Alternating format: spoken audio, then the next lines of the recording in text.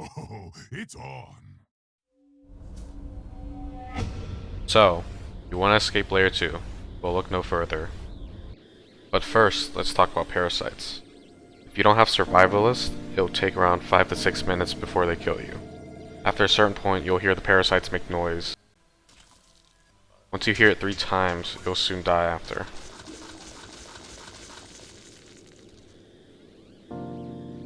And now, you'll want to head to the opposite side of the trees. And if you have a mobility mantra, you can climb up here easily. If not, just climb up on this other side.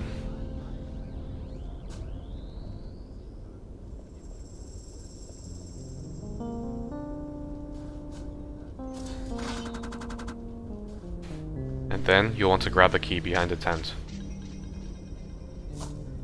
And if you have a mobility mantra, you can cross this gap.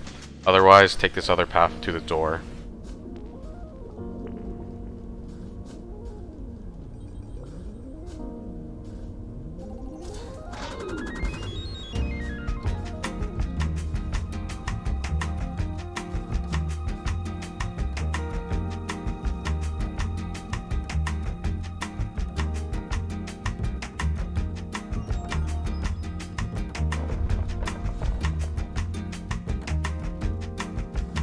And once you reach the wind, you'll want to make sure you're facing towards it and holding W, while also walking to the side. If you see your screen shaking, you're probably facing the wrong way.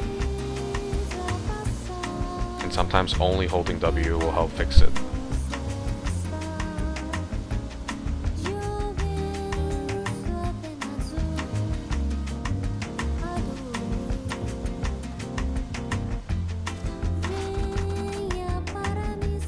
Make sure to air dash over this gap. Even if you have no agility, you can still make it.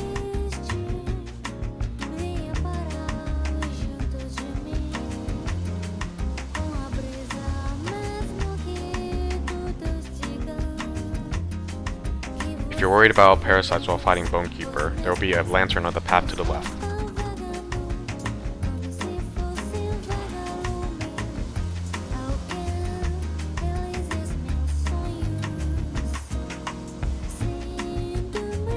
You can climb the sides to avoid the spikes and parasites in the room. The Bonekeeper has a few moves. He has a melee set and a ranged set. If he's far away from you, he'll use 2 different moves. One of them being the Bone Throw, which you can dodge or parry. Though if you're playing on higher ping, dodging will probably be easier. The second one being his Bone Spikes, which you can only jump over. His melee set consists of 3 moves, the first being his drill attack, which you'll want to parry. Sometimes he'll jump and stomp on you after the drill attack. Make sure to dodge it. The second move is his grab move, which can only be dodged, but you can also miss it if you're far enough. And his last move will be his shoulder bash, which can be parried or dodged as well. When you start learning Bonekeeper, the key thing will be avoiding his grab, as it does the most damage. You also have to learn how to time your hits. You should be hitting him 2 to 3 times depending on your weapon type.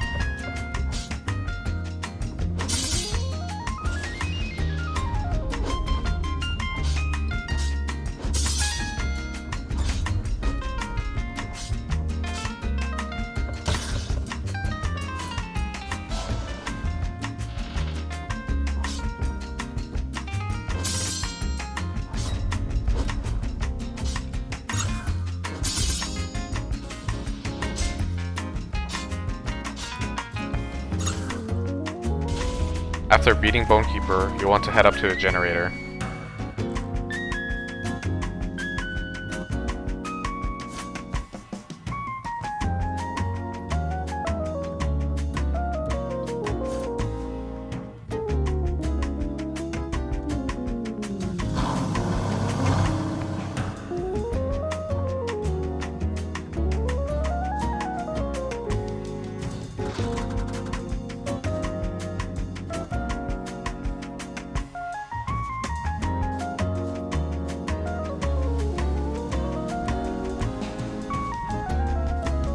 You can either go up there to clear your parasites, or head to the Ignition Union, where you can clear off your parasites and also get the union hook.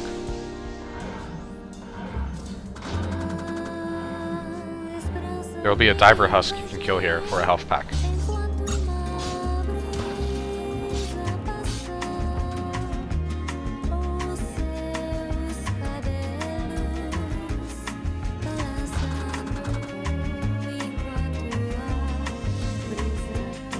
Make sure to talk to Alpha to get the union hook talent.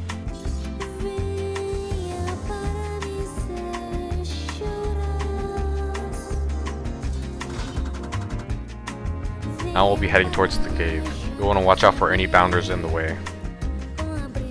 If you are a low power, I'd advise avoiding bounders, but if you choose to fight them, here's a brief guide. Bounder only has 3 moves. The first move being its regular swipes, similar to the Megalodon, which can be parried or dodged. The second move being its charge. It'll start running towards you, and if you get hit, you'll get ragdolled. This move can only be dodged. The third move is its leap attack. It'll jump onto you, also ragdolling you. Make sure to dodge this as well. Make sure to ragdoll cancel by spamming right click. This will help your character get up faster when ragdolled. An easy way to deal with bounders is to lead them into walls. This way you can do more damage to them instead of waiting for them to run back to you. The bounder up ahead will always spawn there, so make sure to avoid getting hit by him.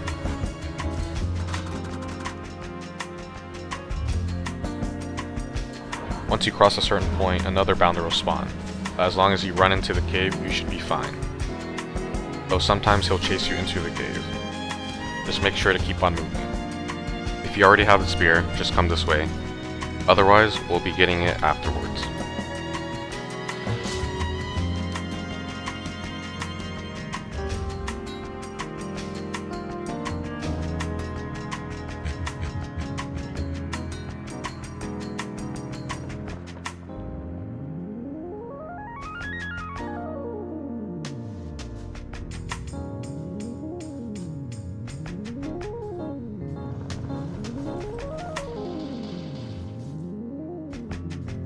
Once you get the spear, you want to climb back out.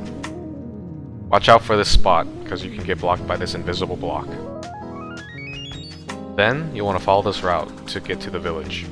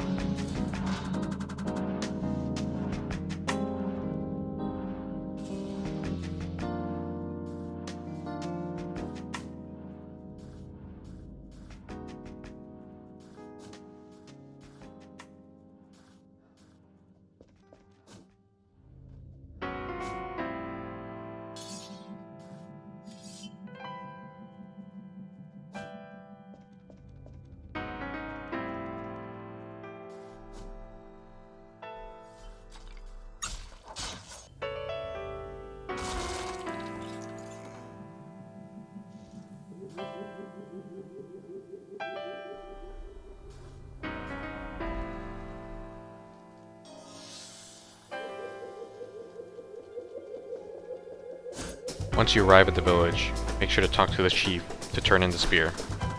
Once you do that, in future runs you won't have to collect the spear again, unless you're on a new slot. You only have to talk to him again to proceed to the next area.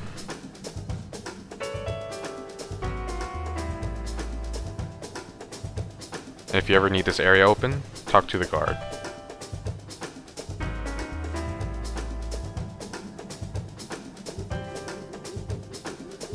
Over here is another entrance to the village. I'll show you the route.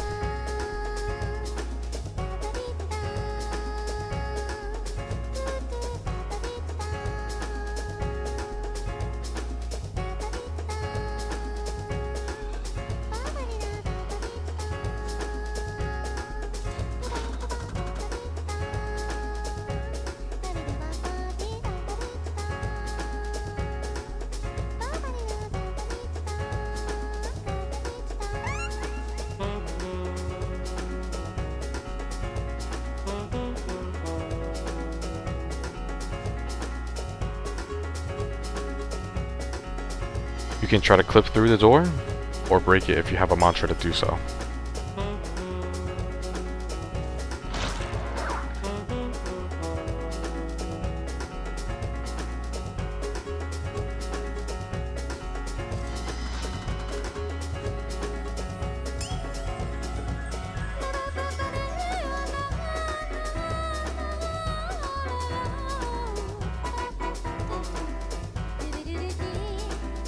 Once you reach this point, make sure to follow this route.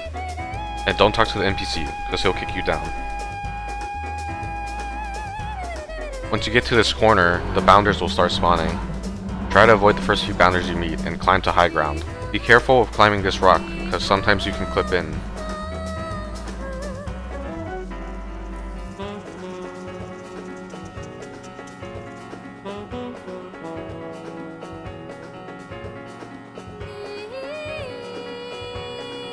Instead of taking the route to the right, which most people take, we'll be taking the one to the left, which is way easier.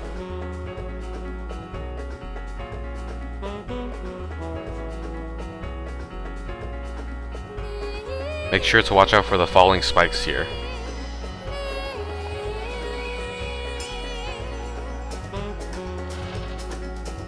If you hear the Bonekeeper getting ready to throw his bone, make sure to take cover, because sometimes it can still hit you.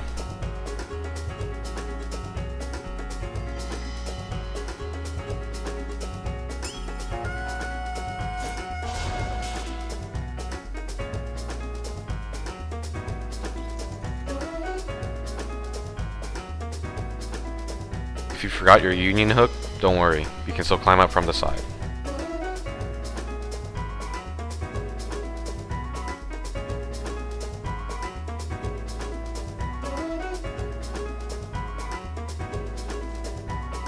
When you arrive at Chaser, make sure to heal up if you need to, as the fight only starts when you finish talking to him.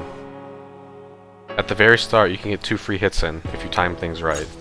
After the first attack, you want to block right after, and then land the second hit. Once the fight begins, your goal is to destroy all the blood vials that are glowing. Only 4 will be active during each cycle. While doing this, Chaser will throw out various moves which you'll have to avoid. Starting off with this triple shot.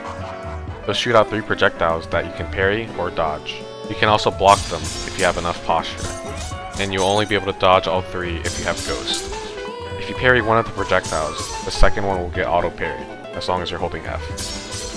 You can try to parry all 3, or you can dodge the first and parry the rest. His next move is his Blood Beam, which will grab you and fling you towards him.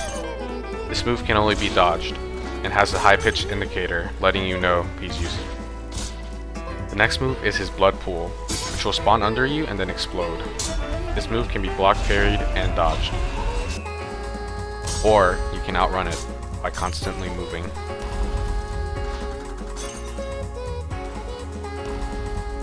His next move is his Stalactites, in which he'll cause spikes to drop from the ceiling. You can block these, but it's safer to avoid them by standing on these edges.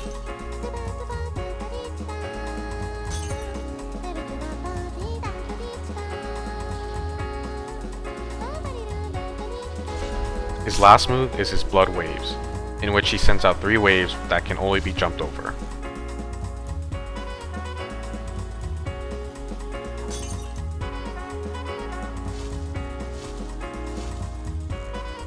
If you're just starting, you should prioritize avoiding his attacks first. Once you get his timing down, you should then move on to the blood jars. There's around a 3-second interval between his attacks.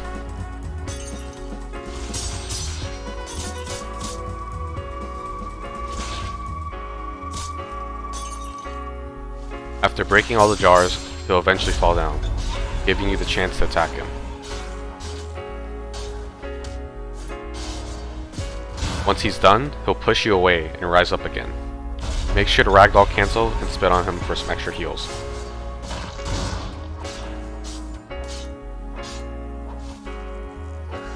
Once you do enough damage to him, he'll start his second phase. You'll notice a sound, which will be the roof falling down. Make sure to run to a safe spot. And watch out for his next move, as the lag will usually slow it down. During this phase, he cannot use his stalactites anymore.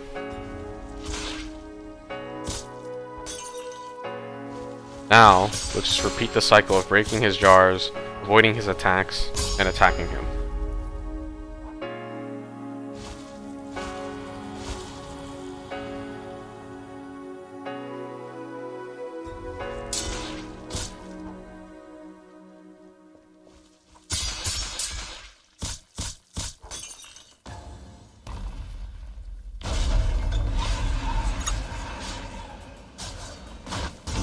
Then, one of two things can happen. You'll either break all of his jars, or you'll finally kill him. If you break all of his jars and he's still not dead, then you'll just have to continue avoiding his attacks until he drops. You'll also have a chance of enraging. You'll notice him turn red. In this case, he'll spam his attacks a lot more, and then he'll finally drop.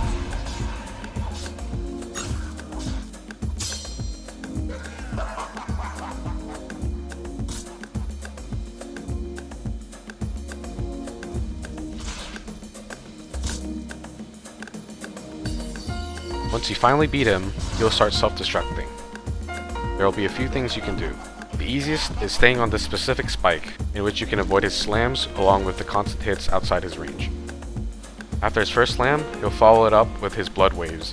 Be ready to jump.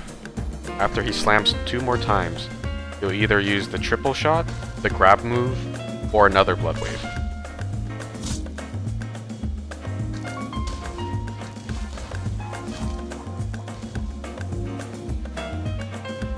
Alternatively, you can go to high ground and dodge his attacks, though be sure to time your dodges, as he'll throw out the other moves as well.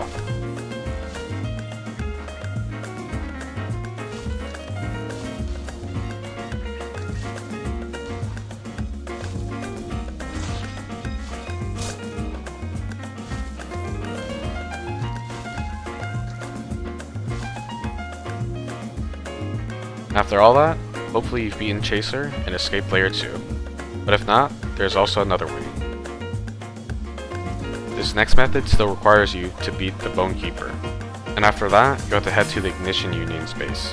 There, you'll talk to an NPC who will inform you about their drill. After that, you'll have to head to Nest Corridor, where you'll take the drill back up.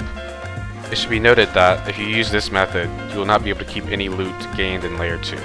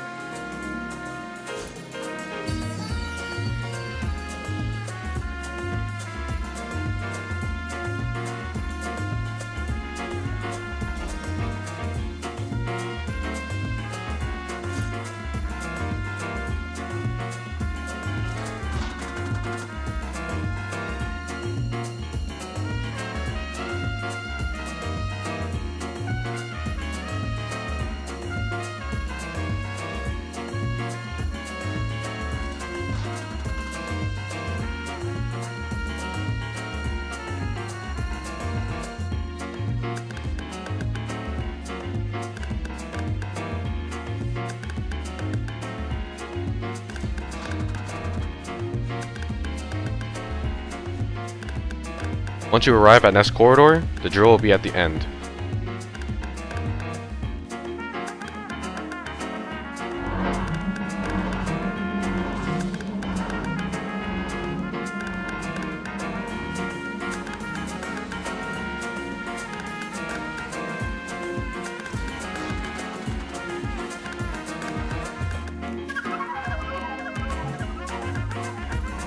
And lastly, I'll be showing you how to do the Gale Run, in order to get the Deepshore fossil.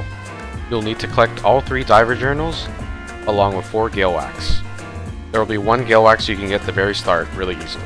If you drop down here, there will be another Galewax along with a diver's journal.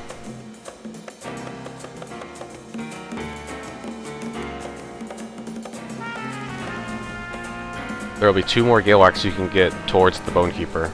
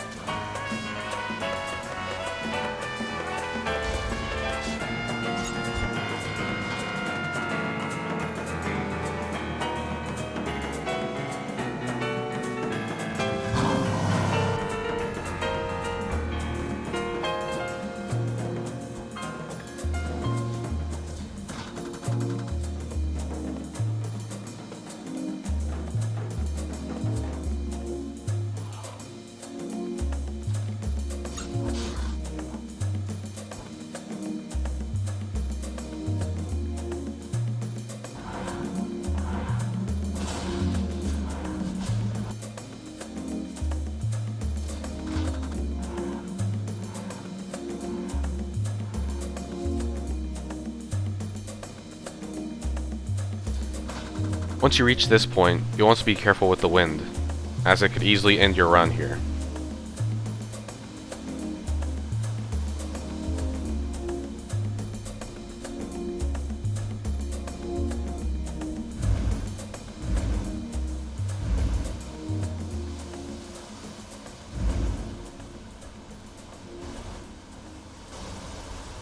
There'll be 3 chests in here, along with lanterns for you to clear off.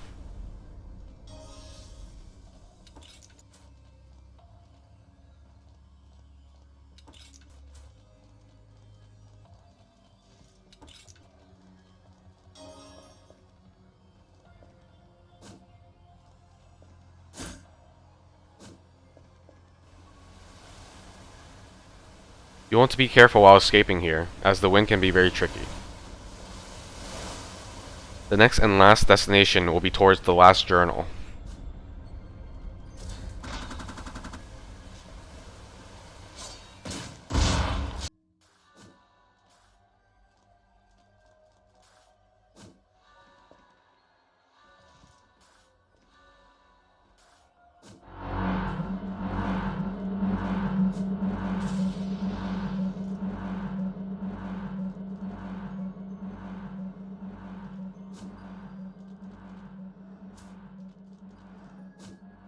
After you've done all that and escaped, you should be able to talk to Klaris and get your Deepshore fossil.